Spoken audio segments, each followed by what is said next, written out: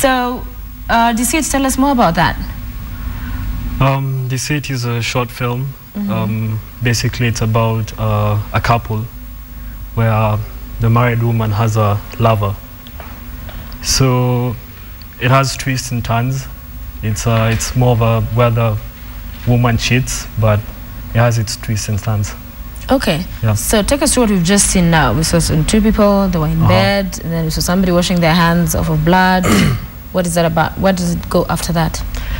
Well, it's basically most married couples are like that.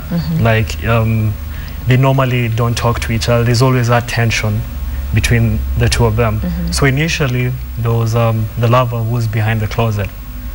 So the husband got a sort of a dream about killing someone, but eventually the dream was somehow to reveal to reality. To become a reality. Yeah. So who came up with the idea of the film? He came up with the idea. He's a scriptwriter. He's a scriptwriter. Yes. Yeah. How did that happen? Well, you're not married. How old are you? 22? Yeah. I wrote it 3 years ago, like 2010. I like writing about things that are happening, but get to put a twist and turn. For example, I'd say that happened to me. I was sort of in that situation, but I was thinking, how would I handle the situation if I was married? Tell us about your situation. Well, I was in Sheila's shoes, the woman. Yeah. So he was in between two lovers. Yeah. So there was a struggle between the two lovers, and there was confusion. So it's more of a sick side and a sick, twisted joke, where eventually the lover and the husband get to play out to the woman. So in my scenario, I wasn't that exposed as Sheila was. Yeah. Yeah. Okay. Okay. How did you come in to be part of Deceit? We met with Mark back in high school, and he had a very big interest in film. Okay. So after high school, we met up, and I had an interest in film, but in watching films. I have one too, in watching. Yes. So he introduced me to the art of filmmaking, and we formed our company and decided to. Deceit was one of his first scripts. And it was very catchy. Yeah. And we decided to produce it. Okay. Yes. So for you, moving from just loving to watch films like many people like to do, to being part of producing, what is that got you to that part, to agree to be part of the making of this film? You know, filmmaking is an art.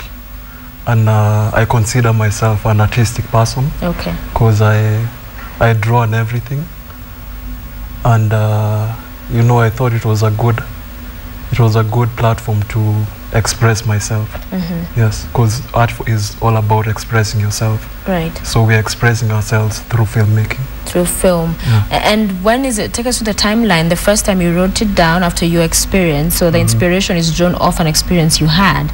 And so from putting it down, writing it, and to now getting to people to work with.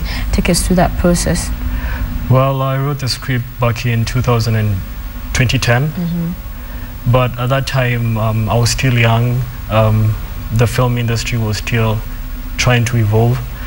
So I just put it somewhere in the closet. Yeah. So eventually, 2013, when we formed the company, we got a little bit of money. We sourced for funds. So we started pre-production on around April 2013. Then we got to shoot it at June 2013. Then we had an online premiere on August 5th, 2013. Okay. Yep. You've mentioned quite a bit about your company. What is this company that Our you formed? company is called Evolve Entertainment. And basically, we are filmmakers. It's a company which involves filmmaking. But in the future, we plan to venture into more artistic fields. So is this the first film you made? Well, we've made a couple of films that are not standard worth as this. You know, we're trying out different things, but this is like the first major film we've done. Well, what's major about it? What for you as a filmmaker? Of course, you understand the dynamics. What makes it stand out? Because one thing we got to have equipment. You see, like good equipment. We got to work with a big crew. You know, we used to work with very small crews, like the two of us, 3 people, but we got to have a big crew and a cast, and it was like being on a real set. Okay. And you have Liz Njaga. I mean, she's major around here. And elsewhere, I suppose. So that was big. How did you get her on board? Well, Liz has been a friend of mine. So I used to be a blogger, a film blogger. So we just pitched the idea to her. We were afraid that she might turn it down since we are indie filmmakers and we're coming up. So she read the script and she was like, nice job. So she came on board.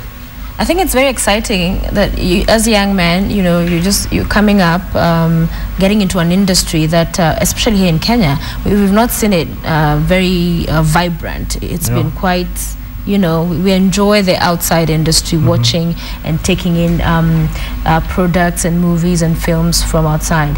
So what is it that makes you feel that this will pan out to something, you know, to form a company and, you know, to have these films that you've been able to make? What confidence or what is the driving force behind you staying in this?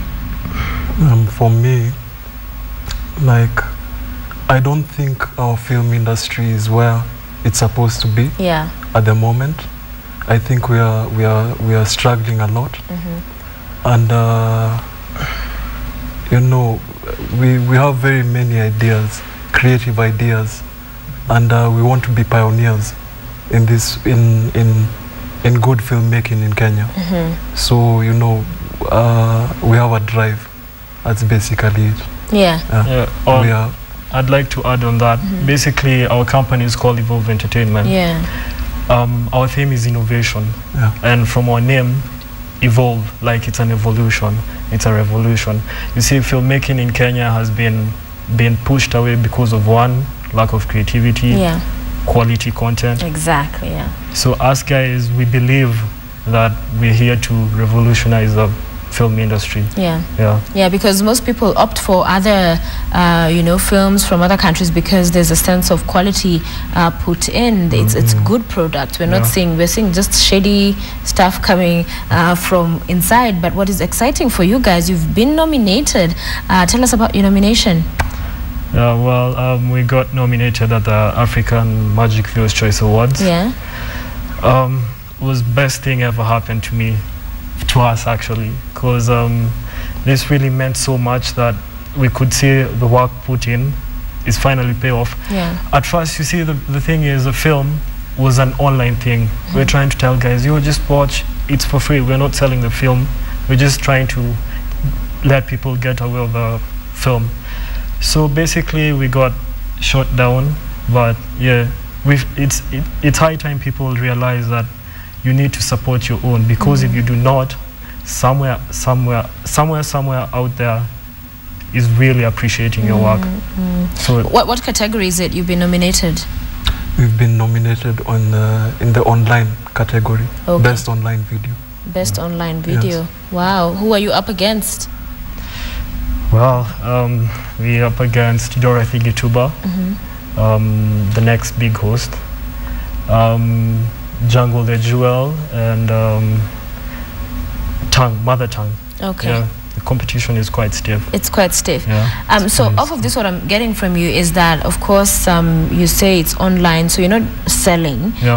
There's no, money coming off of it, and yet you did put in money to produce quite a bit. So how do you balance at the end of the day, how do you balance those books? Or are you just going to put in the money? Where is it you're getting their funding and you're not getting anything off from the film? So is it just you're going to be doing that going forward? Or how does that make sense to somebody who'd want to get into the industry, but they're thinking, I still need to put food on my table? Well, we consider this as creating value. You see, this being our first project, we're not expecting returns. Okay. So first you have to create value. So this was an investment with no returns, but next project will think about getting returns. Right. We, you know, we knew that it wouldn't bring back maybe financial. It won't bring back money, but we knew we were creating value. Yeah. In terms of the support, the film industry in itself generally in Kenya, and the setup and the institutions, you have the KFC. Do you think those are well organized to be able to encourage young people like yourselves to be creative, to innovate, to come up with films? Do you feel that is creating that environment? Yeah, okay, some point they are, but some point they're not. Yeah. They need to put their house in order, because Kenya Film Commission should be really seeking to help people like us to grow in terms of film. Right. But at the moment, I think they're doing a good job, considering there's a youth fund where young people can get funds to film their projects. Okay, you agree? I agree. Yeah. That they need to just be able to put in a little bit more funding as well. Yes. Okay. Let's compare Kenya and Nigeria. We have a lot of the Nigerian movies. Bollywood is huge as well. Of course, Hollywood began this, race. It's leading in terms of what they're able to bring out. How do we compare? And what do you think would take Kenya to get to that level? Let's just start Africa. What, in your opinion, makes Nigeria so successful in their Niger? I mean, my opinion is they are very creative people. Yeah. And they work hard. Yeah. Creativity and hard work. That's it. I think they have quantity. You see, they have quantity, and they have a market. When you say quantity, you mean what? They have so many movies out there. They are out there in the market. But do many movies necessarily make them good? Is that what is making them successful? Well, you see, later on, you become good at the art. You see, when you make more films, you become better. Right. So they have a variety scope of films to do with. So basically, I think, plus the good thing about Nigeria is about the people, they support their very own. Yeah. Yeah, because you see, Nigerians are very passionate about supporting their own Nigerian. Yeah. Like in the film industry. That's why you have big stars in Nigeria as compared to Kenya. Okay. Yeah. Well, we have now Lupita. We are all Lupita-ing. Yeah. But it's taken a lot of work to get her to where she is. So other than this, your company and, producing these films, what else are you both doing? I'll start with you. The man of very few words. 2 words and you're done. I'm a student in Nairobi University. Okay. I'm doing international relations, and I'm in my first year. Yeah. Nice. So what do you want to? They say when I grow up, I want to this and this. So what is the storyline for you after school? Okay. I did IARA because I have an interest in world history. And I've always wanted to be an ambassador or a diplomat. So what I can say is much later, I'd like to be a film ambassador, maybe. Nice. Yeah. I've not heard of that before, but that sounds pretty cool. Film ambassador. Yeah. Okay. What about you? I'm finishing my degree in business IT at Kenya Methodist University. And yeah. Okay. Yeah. And later on, you're going to stay in the film industry. What else are you planning to do? Well, I'm planning to stay. I'm planning to be maybe the next Scorsese of Africa or something of the sort. Spielberg. Legend right there. Yeah. For this film, the funding, how did you source that? How are you able to get the money, put it together to be able to produce this? We came up with a business plan, a well-written business plan, and we presented this business plan to an investor, and he was very impressed, and he had faith in us and believed in us. Yeah. Okay. Yeah? Yeah. How easy, because most people struggle with that part when you have huge projects and of course they need money. everything does, most things, and to convince people to buy into the vision sometimes is the trickiest part. So what would you say about putting together your vision, of course, on that business plan or proposal, sold your idea? You have to be very convincing. Yeah.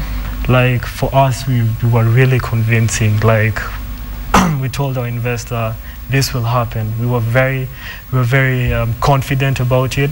Like it was well written down. So we just told him, just give us this amount so we can do this project. And we made things clear.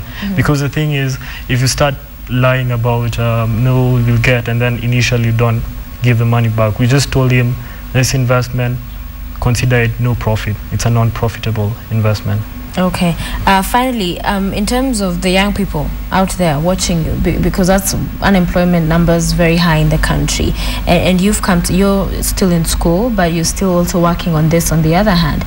Many people will just wait for, they'll finish their school, then they'll sit back and start looking for work. What is it you tell them in terms of just pursuing also just what they're passionate about and becoming entrepreneurs? You've started a company already. You're already having and producing short films, nominated, and all the best with the nomination. But what do you think is important to keep in mind? Well, I'd like to tell everyone out there, it's good to be diversified. Yeah. As much as you're following your passion, have a backup plan, and just be diversified. Yeah. Okay. Diversification. Finally. And me, I'd like to encourage the young people here to, not to depend too much on, yes, to work hard in school, but also, come up with ideas and try and see how they can maybe make these ideas to bring profits to their lives. And become a reality. Excellent. Mark Kayare, actor, writer, director, and Simon Chage, producer, editor.